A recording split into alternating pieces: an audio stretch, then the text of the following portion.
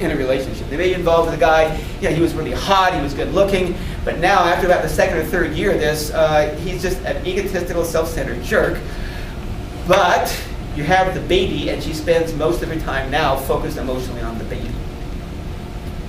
But it illustrates the point, doesn't it?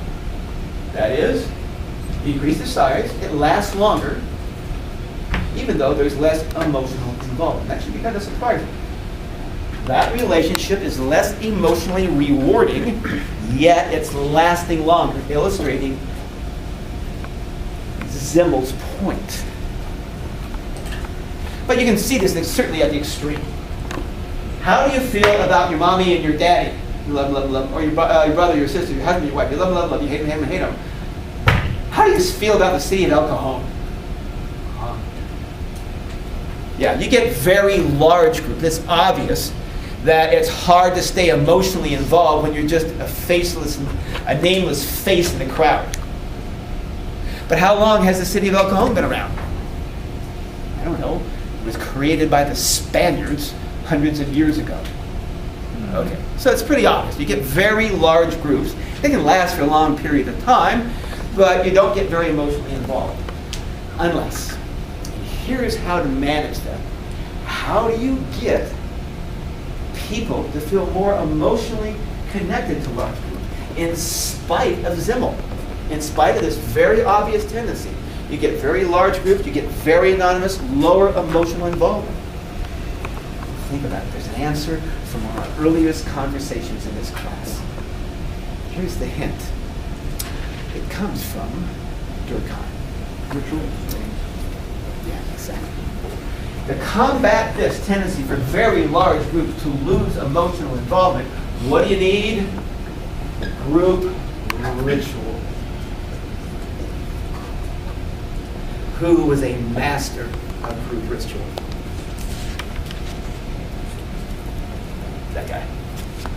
Take a look at Triumph of the Will. I don't have time. Oftentimes, I would show a brief video clip of this. Oh, let's just do this real quick.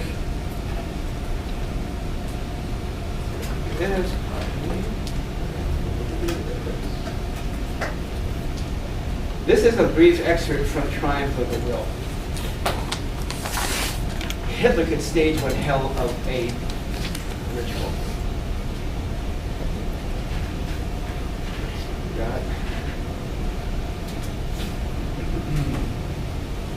Reichenstall's film. This is a warning. The following content has been identified by YouTube community as being potentially offensive or graphic. Why? Because this is not a made-for-TV kind. This is actually people at a Nazi rally in Nuremberg, and that's what she said. So.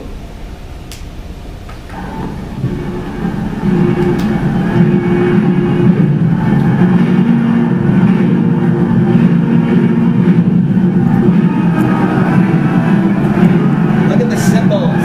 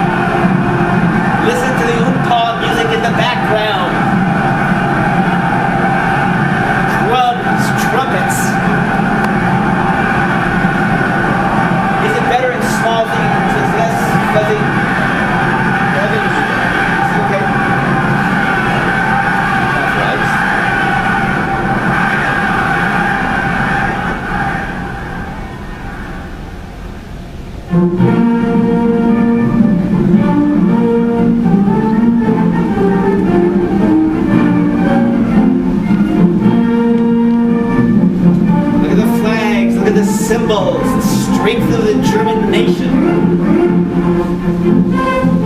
Everybody on their feet at the same time. All with that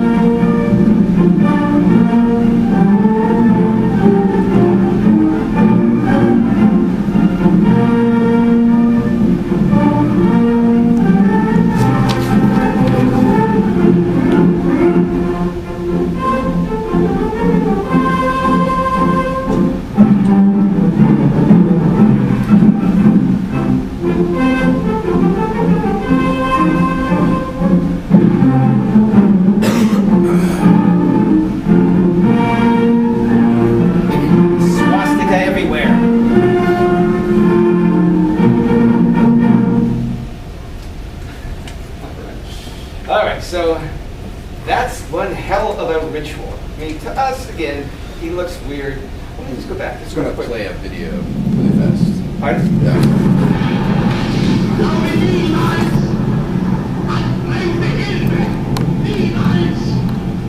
Adolf Hitler, the lead. Right, so back to our power.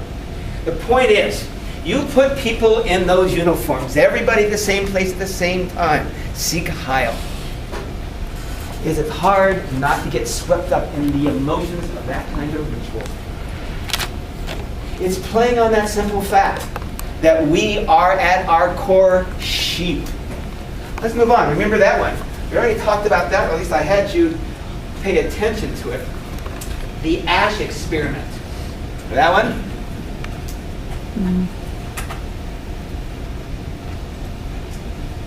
The ash experiment. I'm not going to do another video tape. Which one of those, this is the model, which one of those is closer to X? A, B, or C? B. Well, obviously B.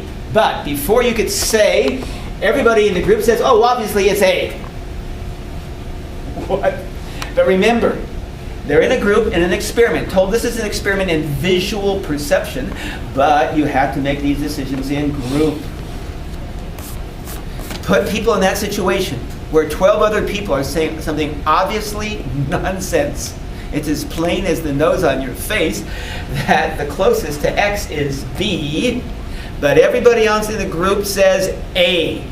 And 70% of the people faced with that situation where everybody in a group, they don't know these people from Adam. They've just been put in the group. 70% of the people will go ahead and say, A.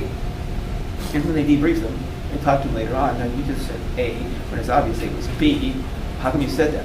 And they always say, well, you know, I figured they knew something I didn't. In other words, what?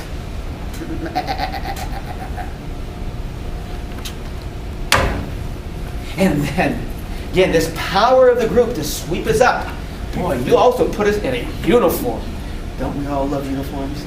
No matter what that uniform may be. Oh, it may not have a swastika on it or an American flag, but isn't that mohawk? There's a guy with a weird-looking guy with this spikes. But isn't he hanging around with other people with spikes, other people with mohawks? Isn't that merely one other form of uniform? The power of the group. And then, of course, we got Milgram, which we've talked about at length. The willingness of people to administer shocks, even to the point which they think they may have killed an older gentleman who's been strapped down, who has said at the beginning of the experiment he had a heart condition.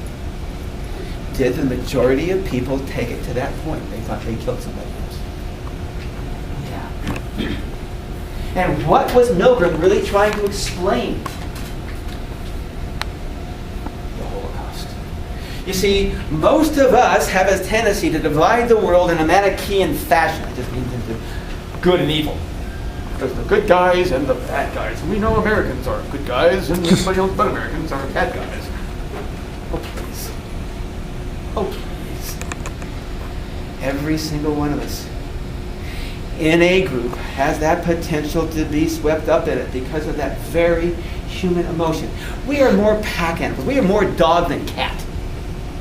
Cats are lone hunters. You get more than one cat together at the same time. What do you get? You get a cat fight. You get a dog all by itself. What do you get? A very lonely and happy dog. Bark, bark, bark. The vet will literally tell you, if you get a barker like that, the dog is okay when you're around, but the minute you leave, it starts barking. It's a pack animal. It needs another dog, and you're its pack, basically, to hang around with. And when you're gone, it's lonely. Get another dog. We're much more like Fido than Gatto. Yes, we're much more like that dog than cat. Those are very powerful group emotions. Bzzzt. The point you think you might have killed somebody else. And then there is the Zimbardo prison experience. I also asked you to pay particular attention to in that video. What was Zimbardo's prison experience? What did he do? People take on the roles Roles of prisoner and Guard. guard. The experiment was designed to last, I think, for a couple of weeks. People were to play the role of prisoner or guard.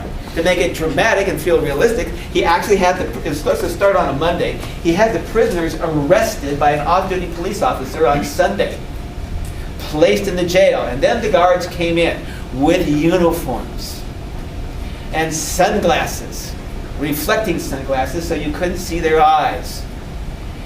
And then the experiment started, but it had to be stopped. Remember, halfway through. How come? Because some. Yeah. It wasn't up to the prisoners. Oh, the prisoners got into their roles. Yeah, they sure did.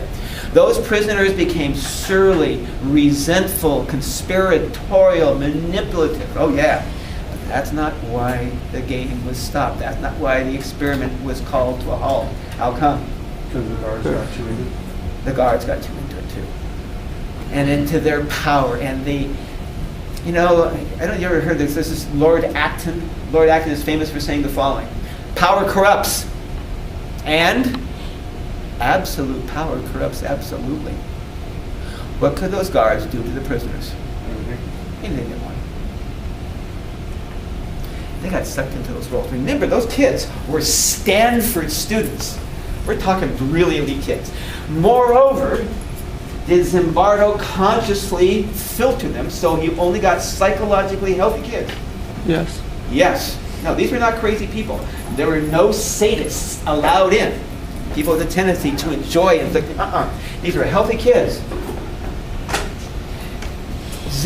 Is this something that only happens in Stanford? Many people take a look at, especially the Milgram experiment. They go, you know, these are old people. I would never do a thing like that.